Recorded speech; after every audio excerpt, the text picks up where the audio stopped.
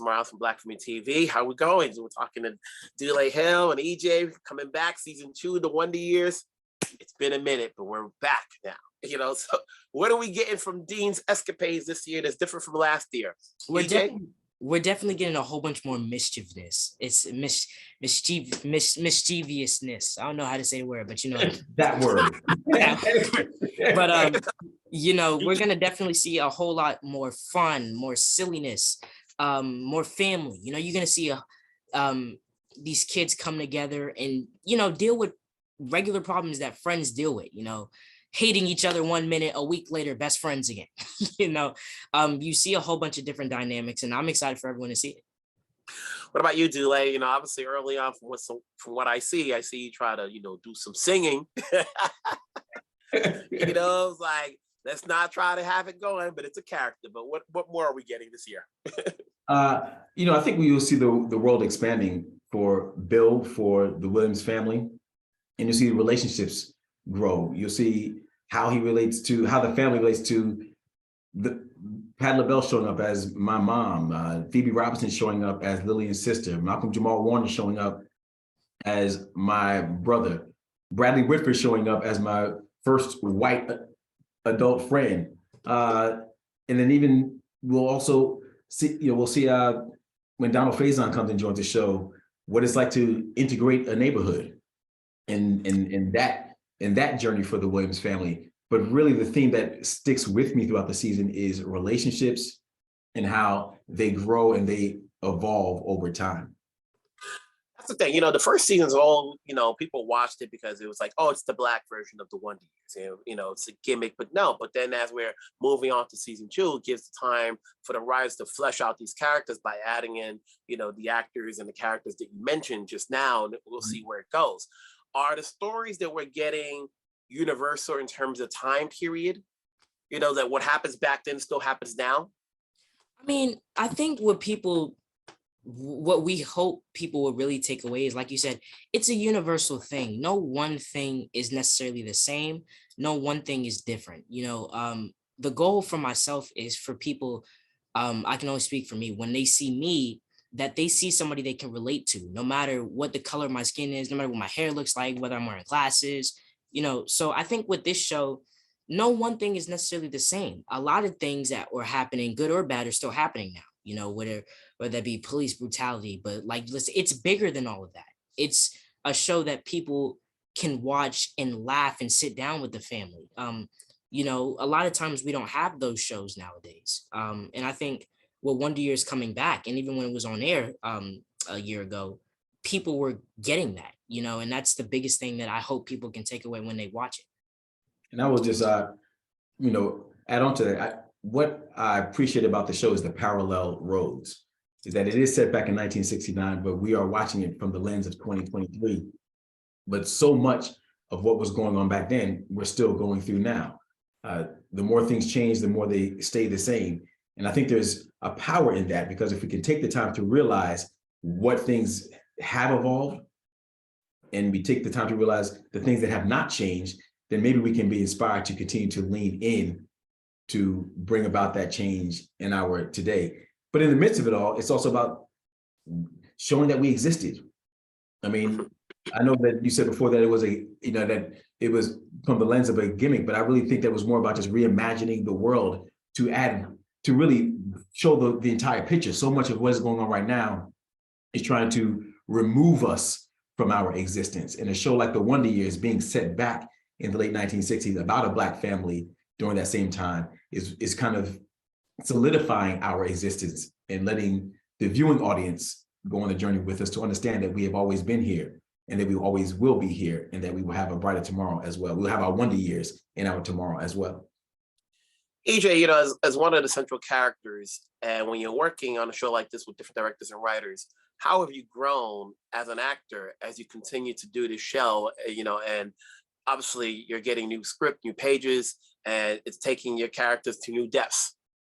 Oh, definitely. I think I've grown in many different ways. I've learned what to do. I've learned what not to do. And being around the writers, the directors, even the actors, everybody has something that they bring that makes things special. There are certain things that if it wasn't written down, I probably wouldn't have thought, hey, that would be a good idea. You know what I mean? So everybody brings something to the table.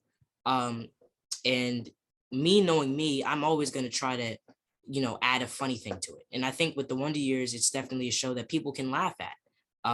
And so with the writers and the directors, like I said, everybody is a part of the team. And I've learned different things from each director, because I mean, nobody is the same. No one person is the same. And having these people have their experiences and how they operate, and even how I operate and my experiences, with it being clashed together, you always are constantly adjusting. So I think I adjusted for the good while filming the show. Dulé, you've obviously been, a TV staple for a long time from the different shows you've done. But here on this particular show, you're the statesman. You're the elder statesman. The other one where you were co-seeing, it was not so much. Here you're the statesman because you have EJ under you along with other actors. And actors can never stop learning. What's your takeaway from doing this show that still helps you out grow as an actor? Well, the takeaway, I think, is one to continue to appreciate that you get a chance to keep doing it. And as long as you keep appreciating the gift that you were given, then you will keep growing, you'll keep learning. And even though I know you said that I'm the elder statesman, it does not mean that there's not space for me to learn. I can learn just as much from EJ as EJ can learn from me. And I think if you approach relationships that way, then you will continue to find inspiration in what you do. I'm very thankful to be a part of this show. I'm very thankful to be able to share this story. I'm very thankful to show the Williams family, our nuclear family, the Black family, and all of the things that we would go through during that time. But mainly importantly, it's about being beyond expanding the lens. I'm really honored to be able to, I guess, show that in the midst of the challenges, we still had a lot of joy.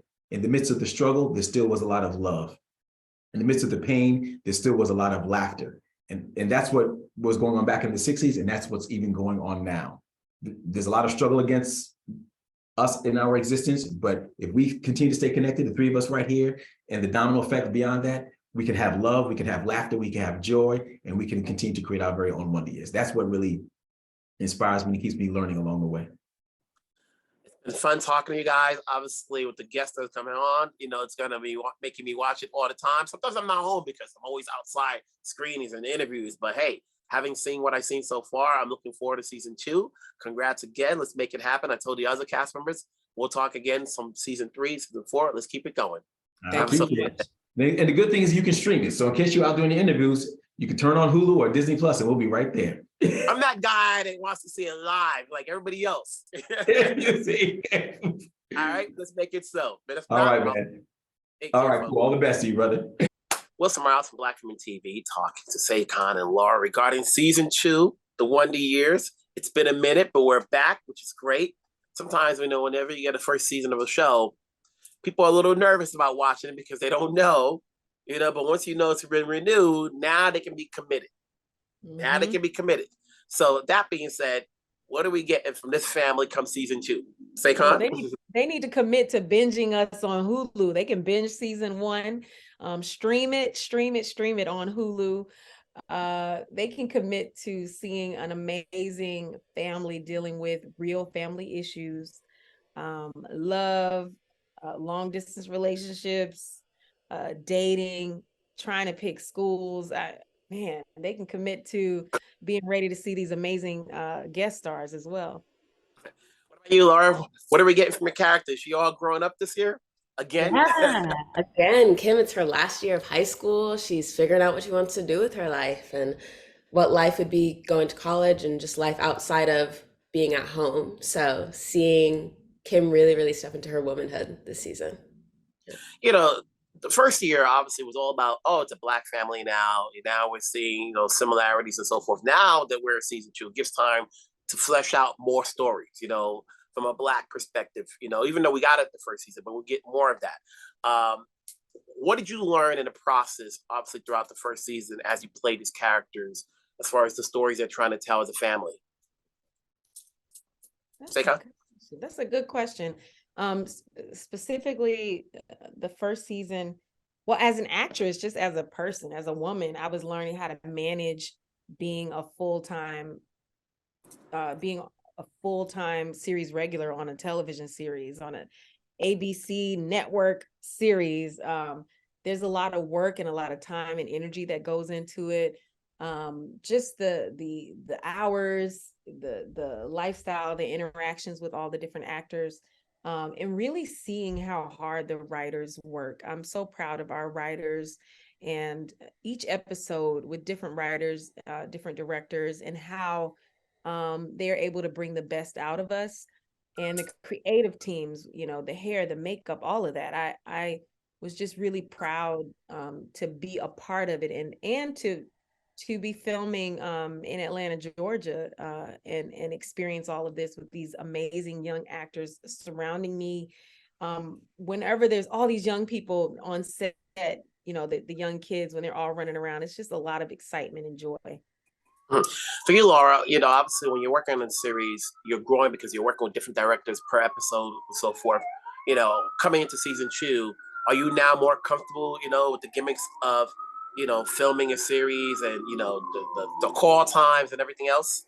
Yeah, for sure. When we first filmed season 1, like the pilot, I was like less than a year out of college, so everything was very, very fresh for me, and I've learned so much while being on set. I think that's like the best way to fully like get the education in being on a set, is just being on a set and working with amazing cast and crew and writers. And season 2, I definitely felt a lot more comfortable because we had done a whole season. So just getting to expand on it all has been so fun and really, really rewarding. Now, obviously, I've seen a few of the episodes. So, when regards to your character, is she going to be more loose this year, or is she still going to be like the what's it called? What's the word I'm looking for? The goody two shoes mom. Loose? What you mean loose? You definitely get to see Lillian get into some things when her sister comes around. You ain't nothing like two siblings hanging out and doing their thing. I was saying I took a vacation with my sister-in-law, and we were on the island of Turks and Caicos. So sometimes when siblings get together, they got to cut loose. Absolutely. So we get into a little bit of trouble because of that. So people got to tune in and see that. Phoebe Robinson she's awesome playing my sister. Like, she's chef's kiss, hilarious. And yeah, I don't think people are ready to see and learn what they learn about Lillian when Phoebe's character comes around. Do you guys make the guest stars feel comfortable when they're coming in there? And obviously, you guys are already a close knit unit, and then they're coming in to add in their 2 cents. I think so. Can I just throw in? We had Aloe Black on an episode, and I hope I'm saying his name right. And I was so amazed that he was on set. I said, poor thing. He probably is like, who is this crazy fan lady screaming at me? But yeah, we definitely make everybody feel comfortable for sure. And then throughout the time period, obviously, that you were walking away and so forth, what did you guys do during the summertime? During the hiatus, throughout this period of time as we're coming back. And it's a good time now because it's summertime. A lot of the shows have ended. So there's only but a few shows coming up this time period. So people can watch it and tune in something to watch, when it comes on. How was your break like? Laura? It's been good. Obviously we work lots of hours when we're filming on set, it's amazing, obviously, but it's lots of hours. So getting to have step back for a bit has been nice. And we had a couple weeks in between before we filmed our Disneyland episode, which was super fun. So that didn't even feel like work. But yeah, it has been great. But no, not at all. But I'm excited to get this back going. And like I said, I took a trip. I want to take one more trip if I can. I'd love to go back to Africa. Whenever I can go to Africa, that's what I do. Last year, after season 1, I went to South Africa. So I would love to go back somewhere in the motherland. So are your Broadway days over? That's a good question. I wouldn't say they're over. If the right project came along, I would be really excited. What's really special right now is seeing 2 shows that are very dear to my heart and close to my career have big movies coming out, The Color Purple musical and also Wicked. I'm so excited. I can't wait to see those big movies. So if the right role came along, I would definitely go back to Broadway for sure. We don't want to do that because that takes you away from this show. You say? That's true. You But, know? look, I'm just talking about for a little 6 weeks. That's all. A little 6 week moment, You know, and but we you come know, right back to TV. but did you guys all get together, in terms of the core cast while you guys were on break? Because it was a while. Now that we're back, but is it all family again, or is it like, okay, we got a job to do? Well, we're still on break. Yeah. And we're all pretty spread out too in the country. We're not all in the same city. But we did get together not too long ago. Me, Saycon, EJ, and Dulé, and Saladin, which was really, really nice to come back together because it had been a bit. But we're still. Yeah, we did Celebrity Family Feud, so y'all got to look out for that. Oh, I got to look for that one. Yeah, to see how you guys do. Steve Harvey. Yeah, that was a lot of fun. It's funny. We all grew up watching Jeopardy, Family Feud, and you think you know the answer, but when the pressure is on time-wise to come up with an answer, your mind just goes blank. Absolutely. So give me a spoiler. Were you good at it? What do you think? I think we were pretty good. We can't tell you what the ending was, but I think we did very well. But it's good to have you guys back. It's good to see the whole crew back again. Obviously, this is something we want to promote and keep talking about. Keep it going. Let's talk again. Season 3, season 4. We'll make it happen. Yes, the Wonder Years. Yes. All right, let's make it so. Take care, folks.